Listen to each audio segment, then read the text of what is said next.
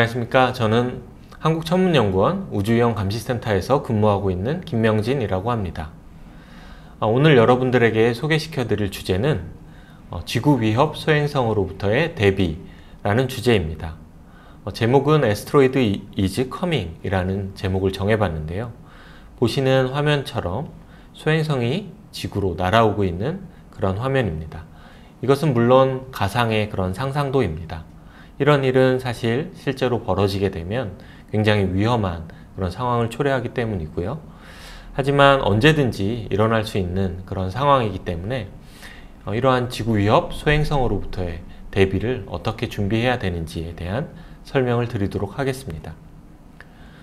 보시는 화면에서 가운데 별로 표시된 것은 태양이고 그 다음에 동심원으로 수성, 금성, 지구, 화성, 목성의 궤도를 나타내고 있습니다.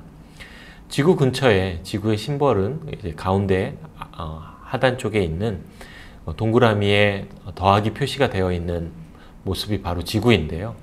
지구 근처에는 빨간 점으로 근지구 소행성이라고 하는 지금까지 약 2만여 개가 발견된 그런 소행성들이 굉장히 많이 있습니다. 하지만 물론 화성과 목성 사이에는 수십만 개가 발견된 소행성 대 소행성들이 있지요. 지구 위협 소행성이라고 하는 것은 바로 지구 공간 근처에서 지구의 궤도와 교차하거나 혹은 지구에 떨어졌을 때 충분히 위협이 될 만한 140m 이상의 소행성들을 말합니다.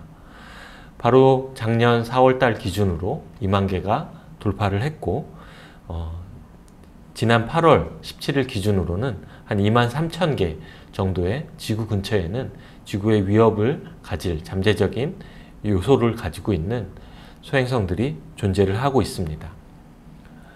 올해 5월 달에는 한 크기 1.5km 정도에 해당하는 소행성이 지구를 스쳐 지나가는 그러한 사건도 있어서 굉장히 많은 뉴스에도 나오고 뿐만 아니라 실시간 검색어 1위에 오르기도 했었는데요.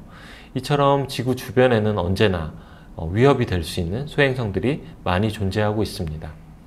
한국천문연구원은 2015년부터 우주환경감시기관으로 국가로부터 지정을 받아서 이러한 우주로부터의 위험에 대해서 감시하고 또한 국민들에게 알려드리는 그러한 의무를 수행하고 있는데요.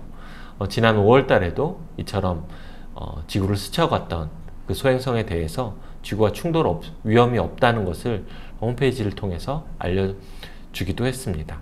과거에 공룡들이 소행성이나 해성들의 충돌에 의해서 멸종되었다는 사실은 널리 알려진 사실입니다.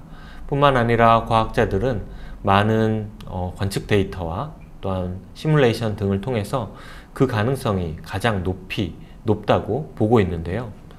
그것뿐만 아니라 달이나 지구 곳곳에는 이와 같은 소행성이나 해성의 충돌로 인한 충돌구, 크레이터가 많이 분포하고 있습니다. 그런데 사실 지난 2013년 2월 14일까지는 이와 같은 지구의 과거에 일어났던 일로 치부되었던 그런 사건이었습니다. 제가 2013년 2월 14일이라는 이야기를 한 것은 바로 그 다음날 2013년 2월 15일에 러시아 첼리아빈스크 지역에 떨어졌던 그런 큰 소행성에 대한 충돌 사건이 생겼기 때문입니다. 이때 지름 한 17m 정도 되는 소행성이 떨어져서 한 1,700여 명 정도가 다치고 또한 건물 7천여 채가 유리창에 파손되고 일부 무너지는 등의 큰 피해가 발생을 했습니다. 영상을 한번 보면은 처음 소행성이 지구에 충돌을 하고 나서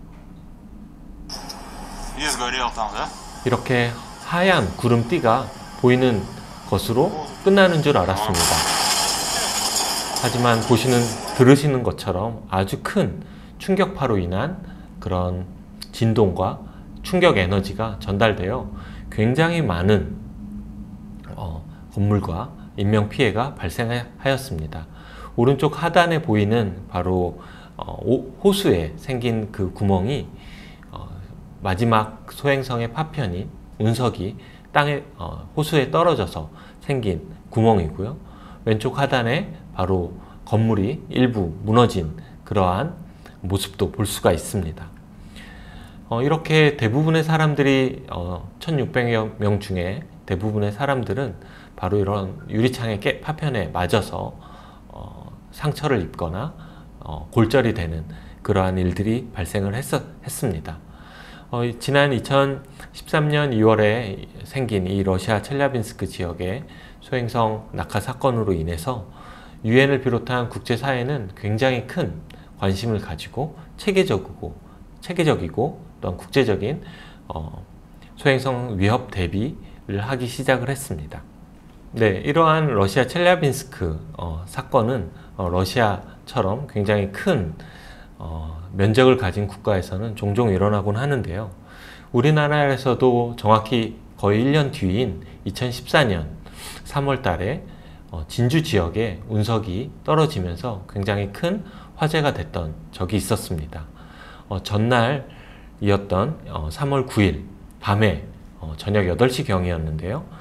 곳곳에서 육안 혹은 블랙박스 카메라를 대시보드 카메라 등을 통해서 별똥별이 떨어지는 그런 유성이 떨어지는 현상을 많은 사람들이 목격을 하였고, 그 다음 날인 3월 10일 경남 진주 지역의 한 비닐하우스 농가에서 운석이 발견되고, 그 뒤로 총 중량 한 30kg의 운석이 모두 발견이 되었습니다.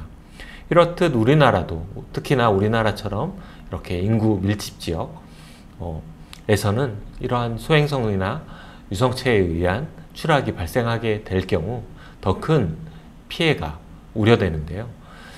지난 2014년 진주 운석을 계기로 우리나라 국민들과 정부에서도 자연우주 물체에 대한 그런 인식과 위험을 새롭게 생각하는 그런 계기가 되었습니다.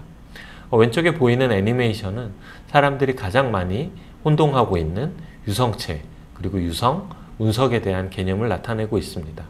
사실 우리가 잘 알고 있는 건 별똥별이라고 하는 것이 바로 유성인데요.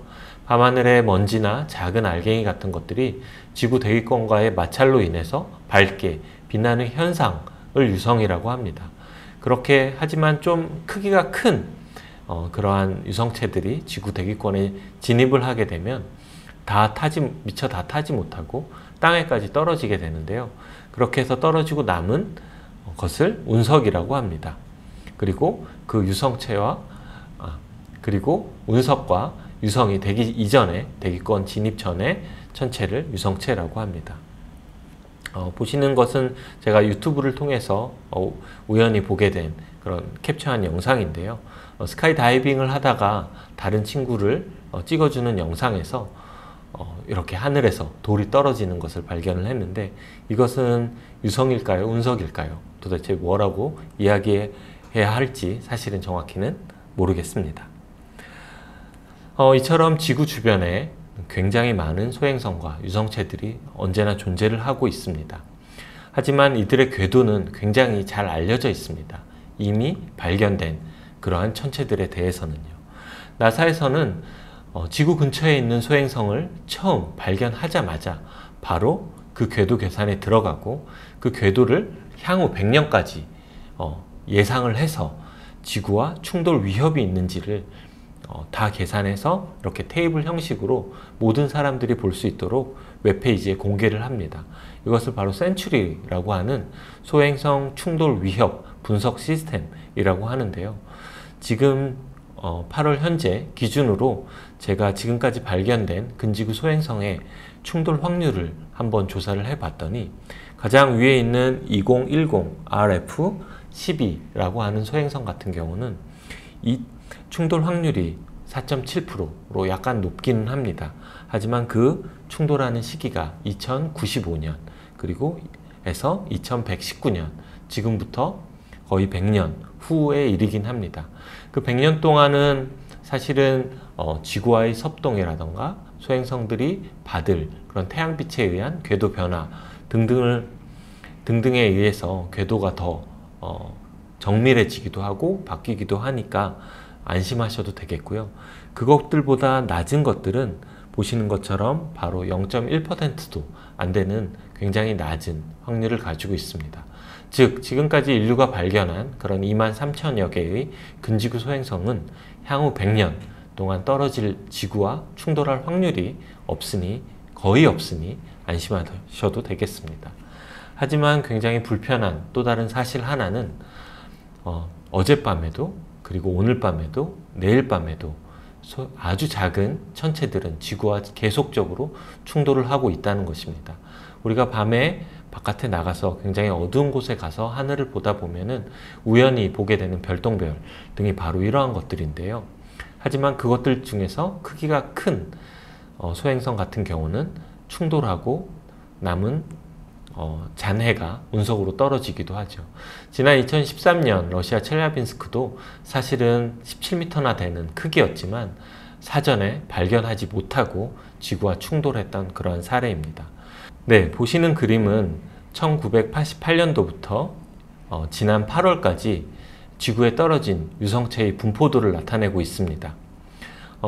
미국 나사에서는 앞서 설명드린 그 센츄리라고 하는 그 근지구 천체 연구센터 웹페이지에 바로 이 유성체의 분포도 준실시간으로 항상 업로드하고 있는데요. 보시는 것처럼 지구의 어느 지역에 특정 경도나 특정 위도 혹은 대륙이나 바다의 어떤 집중적인 분포 없이 골고루 지구는 지금도 소행성, 아주 작은 크기의 유성체 등에 대해서는 충돌을 무시할 수 없는 그런 상황입니다. 가운데 우측 상단의 러시아 지역에 빨간색으로 표시한 것이 제가 앞서 설명드린 2013년 2월에 발생한 러시아 첼라빈스크 유성체 폭발 사건의 그러한 에너지 규모입니다. 말씀드렸다시피 지난 2013년 2월 이후로 국제사회에서 특히 유엔을 중심으로 국제적인 자연우주물체, 소행성이나 유성체, 해성과 같은 그런 위협으로부터의 대응 체계를 구축을 했는데요.